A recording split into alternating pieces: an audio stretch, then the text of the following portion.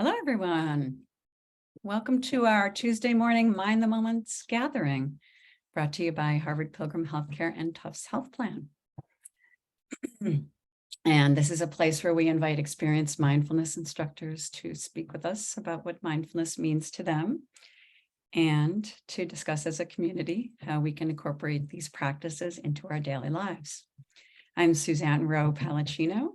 So happy to be here with Rebecca Wing, licensed clinical professional counselor and mindfulness instructor with Harvard Pilgrim Healthcare. And that is a mouthful. I almost said that is a mindful. It's a mindful and a mouthful. Exactly.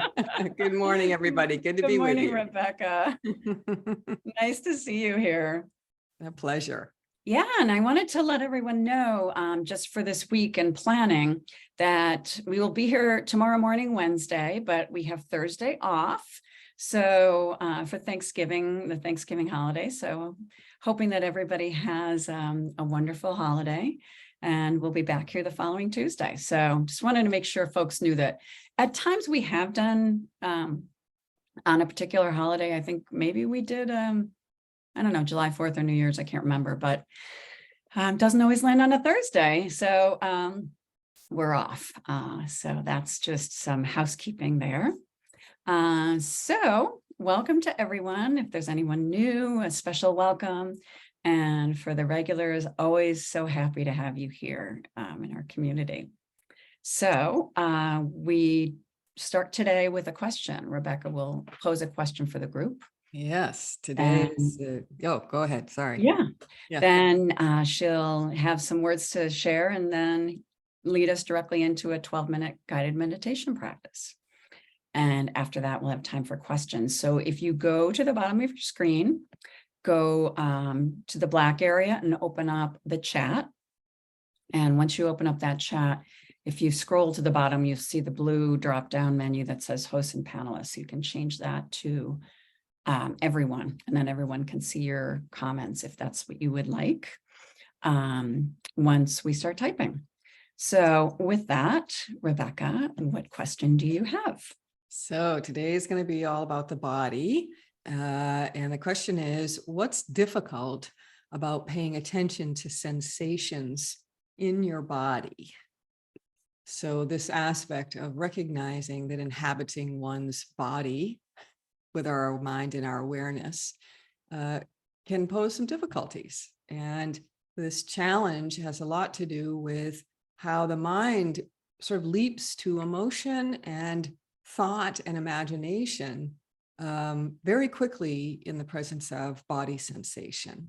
So the difference being that bare attention is what we call it, of just dropping into the body and noticing and attending to what the sensations are challenged by the mind's tendency to storytell or actually deflect away from the discomfort and tell stories about other parts of life that are uncomfortable or painful. And so this process of really trying to get more curious about, why is it so hard for me to drop down in and just be with discomfort, for instance, in my body? It's always a helpful thing to keep in mind when it comes to aging, this process of recognizing that physical discomfort and pain is part of the aging process. It's part of being a human, even if you're not aging, quote unquote. And how and in what way do we become more patient, attentive, kind, and aware of the physical sensations when they're really asking for attention? Yeah.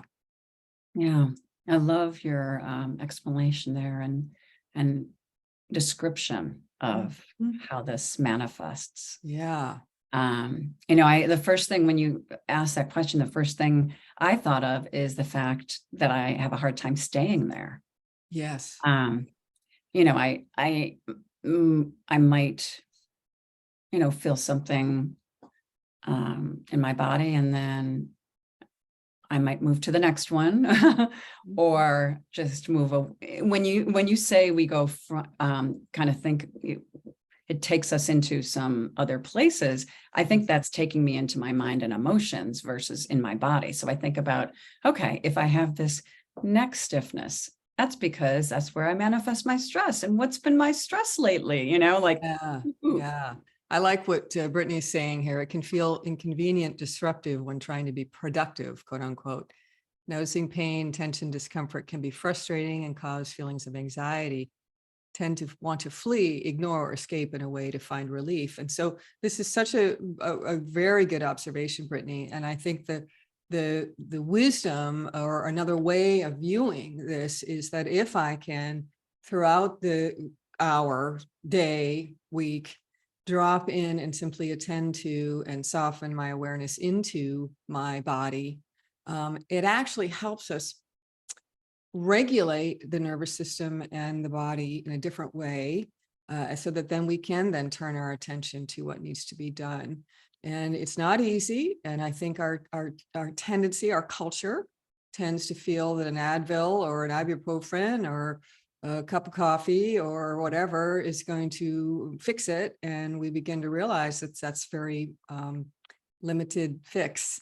And yes, Susan, I think many of us who fill roles as family, life managers, et cetera, are so busy multitasking our brains that we forget to drop back into ourselves. And so it's such great wisdom and recognition that the only thing that's fully present, of course, is your body. The brain is never fully present. It's a very amazing thing. When it comes to thought and emotion, not fully present. And when you really notice that thinking processes involve future and past referencing, emotional states, oftentimes the same, future or past referencing, and that this opportunity to get more skilled at simply attending to what is actually happening right now in my body is such an opportunity to pause, to notice, to observe with patience and awareness. And in that pause, there is this freedom of letting go. And so this meditation that we're going to do today is a guided practice that has to do with attending to discomfort, with that quality of allowing, accepting, acknowledging, even naming. And then we'll move the awareness to another part of the body, and you'll explore sort of this quality of the act of being with the body, versus thinking about the body, or deflecting and thinking about one's life as a way of avoiding the body. So let's get a posture that we can really feel upright in this meditation, finding a way to feel aligned and upright in the spine.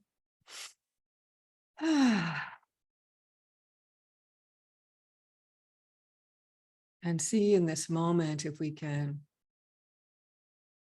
reassure ourselves that we can let the busyness of the morning go.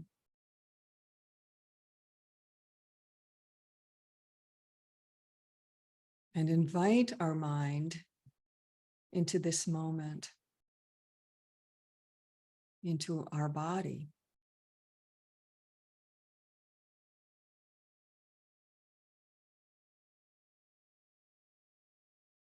As you attend to the body, of course, there's breathing there. So take a moment to gather your attention into the rise and fall of the breath.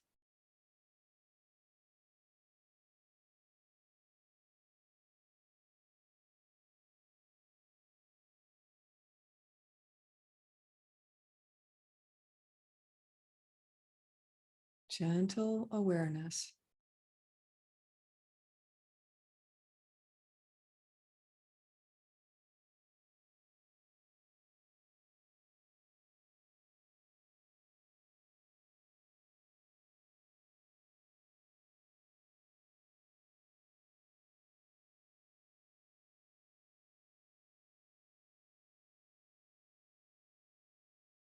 Now take a moment to see if you can observe or identify a place in your body that feels uncomfortable, unpleasant, some area that doesn't feel quite right. And allow your attention to center on that area of the body.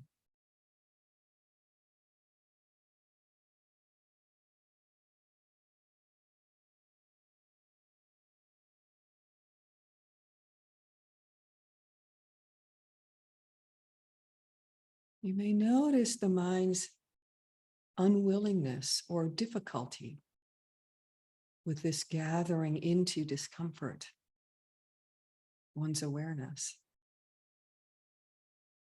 That same kindness, gentleness that we bring to breath, we can bring to noticing the discomfort in this moment.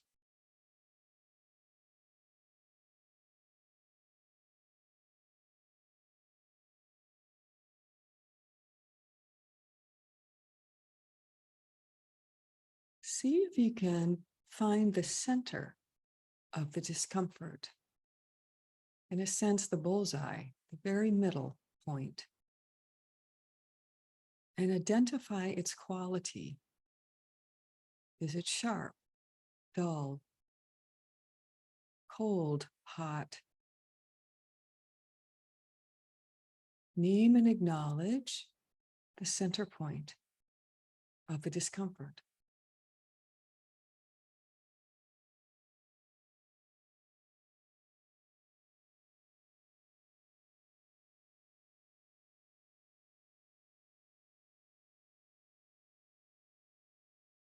Then invite your awareness to expand around that center point, that bullseye, out further around it.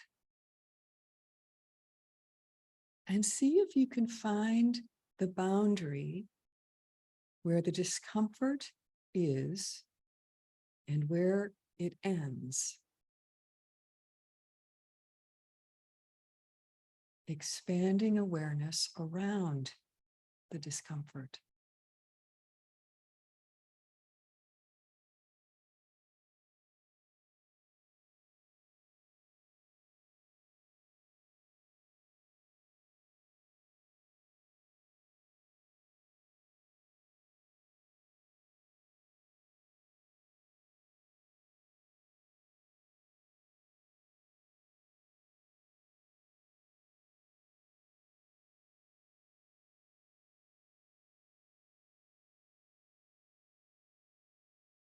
Now we're going to shift our awareness to somewhere in the body where you feel okay.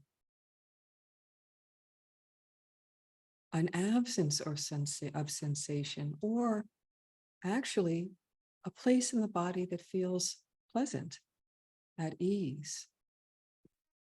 Could be as far away as a pinky toe. Scan your body and allow your awareness to settle on that part of the body that feels all right.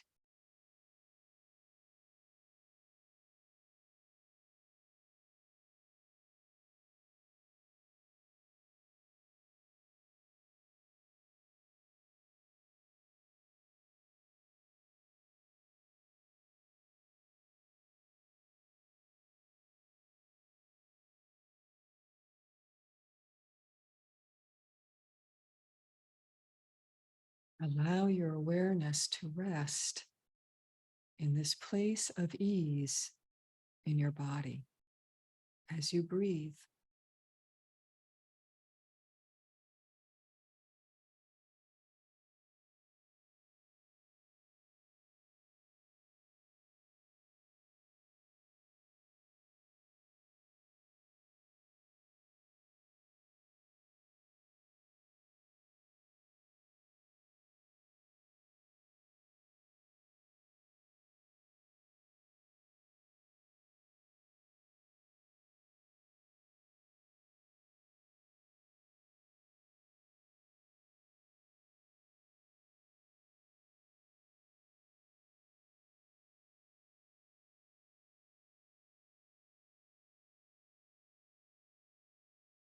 Now explore bringing your attention back to the area that you initially identified as unpleasant,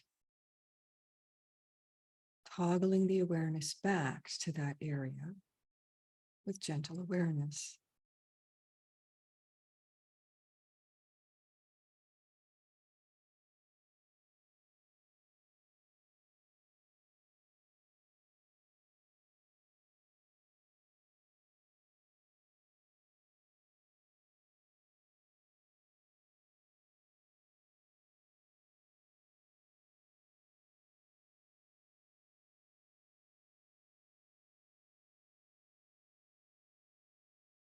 The last part is the challenge. Is it possible to hold your awareness of both the area in the body that feels uncomfortable and the area of your body that feels at ease or pleasant? Challenge your awareness. See if you can rest your attention in imagining holding both of those areas simultaneously.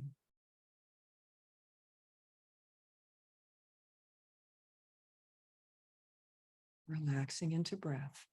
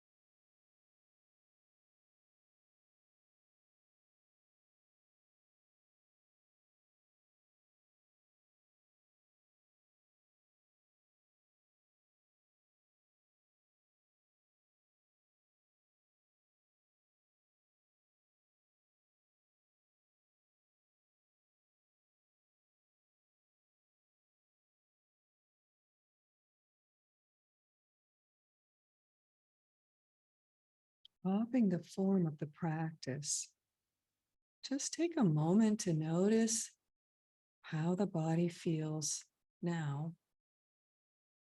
Noticing yourself sitting in the chair.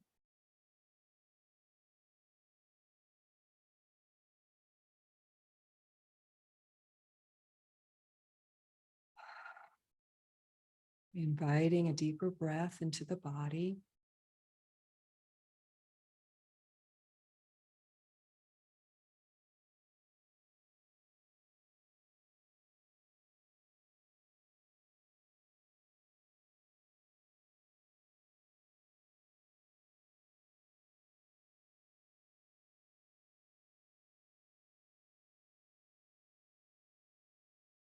So as you end the practice, always nice to maybe take a little stretch, Right? Drawing that breath in as we end the meditation.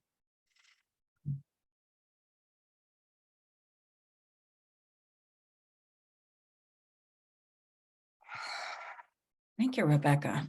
You're welcome. So oftentimes, I think you and I were talking, Suzanne, this earlier about how we think of yoga as being yoga postures and, asanas, downward dog, and all these things. And this is a form of yoga that is, in a sense, really bringing ourselves to internal yoga, internal awareness.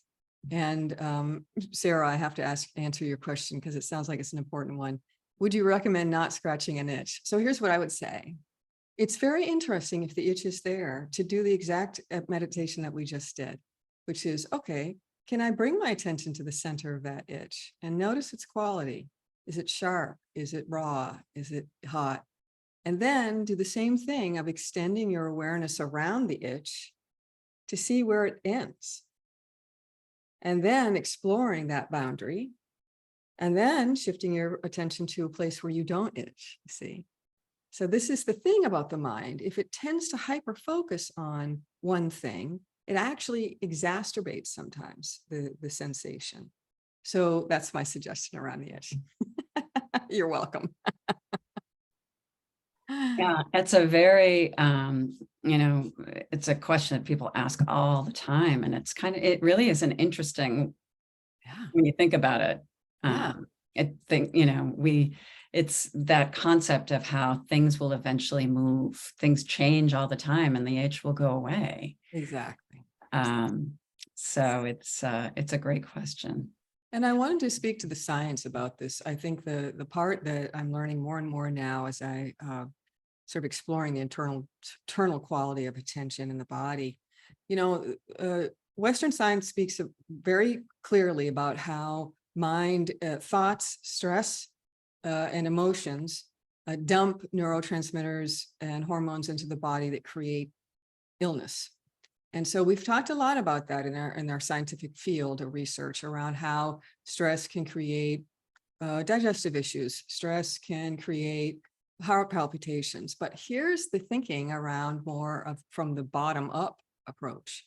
In fact, physical sensations and discomfort in the body create thought and emotion. So this is like a bottom up kind of reflection on this. So it's a very different form of thinking that if I can get better at noticing this discomfort as quickly as I can and recognizing and attending to and being with it, as well as other parts of the body that aren't in pain, for instance, then I have a chance of actually circumventing the next step, which is, oh, my life's terrible. Something's going wrong. Do people like me? I should be doing more work. What's the to-do list? And it's amazing when you really start thinking of it in that way, what it might be like to actually circumvent the stress reactivity of the thought and the emotions by first attending to the body instead of it feeling like it's an after effect. Does that make sense? Yeah. Completely. I mean, this is what Ruva, I hope I pronounced that correctly, mentioned in the chat. She said, she thought about fear, like when they go to a sensation, if I notice some discomfort, I start to think of all the things that could be wrong. Yes. Or wrong in my life. It's amazing that sometimes it's not even direct. And the reason for that, in my experience, is I'm not actually aware that I'm having discomfort in my body because the transition from discomfort, I don't want to feel that, but I will think about what's wrong with my life or, is so quick that we don't even recognize that the first sensation was perhaps the best thing to notice first. Yeah. So interesting. Yes. Our culture is has a hard time with body awareness. It's just sort of baked into I've had more than one client. I'm a counselor, a mental health counselor, and I specialize in mindfulness and meditation with my clients. And they talk a lot about how they say, well, I don't have time to notice my body. I've got stuff I've got to do. And so, but the interesting thing about that is just take any time at all to notice the body. I'll give you an example. So I'll end with this. So I've had some digestive issues recently, and reflux issues. And so now, after I eat, I bring a real few moments of awareness while I'm digesting, because I can notice, you can feel your body digesting. It's not that difficult when you really notice it. Just tapping in like every, I don't know, 5 minutes, 3 minutes, noticing, and then going back to what I'm doing. Noticing, aware, attentive, softening around the body, and then going back to what I'm doing. It's not that we're asking you to spend 20 minutes meditating on your gut. It's these moments, right? These little, it's like quick channel change. Just click and then back, and then click and then back. Yeah. Yeah. I'm glad you mentioned that, because that was related to Jeff's comment. He said, in regards to the question, it means I have to stop. Resistance for me to stop getting things done. Yes. And be present. And ironically, when we do these momentary check-ins with the body awareness, we're actually more productive because the mind is more present, right? So yeah, experiment with it this week, everybody. I mean, this is an interesting time to do that, when you recognize that Thanksgiving is a time when you basically stuff your body to the point of incredible discomfort. That it might be an interesting thing to explore. Like, do I need that second piece of pie right now? Or is my body giving me information that maybe if I wait an hour and a half, I'll enjoy that piece of pie a little bit better, right? So it's very interesting exploration during the holidays. Yeah, I love how you say that.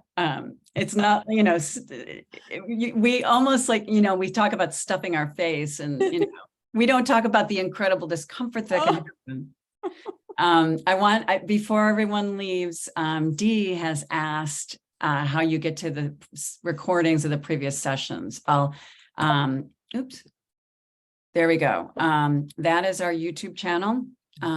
So it's Mind the Moment on YouTube, and all of the sessions are there. So I'm glad you asked that. I should probably more regularly share that, because yeah, it's a good reminder. So Rebecca, what a incredibly useful session for us, especially prior to a holiday where we tend to, we might tend not to do this. And also while we're eating, talk about mindful eating. Yeah. This can be really helpful. Yes. Well, it's so a pleasure to be with you all, and have a good few days off. Enjoy yourself, take some self-care, and we'll get more towards the new year. Yeah, sounds good. Thank you for joining, everyone. Yes, happy holidays to all of you. And yeah, I hope you enjoy Thanksgiving, or just have a lot of, if you have a couple of days off or a day off, just enjoy. So see you after the weekend. Yeah. Bye-bye, everybody. Bye.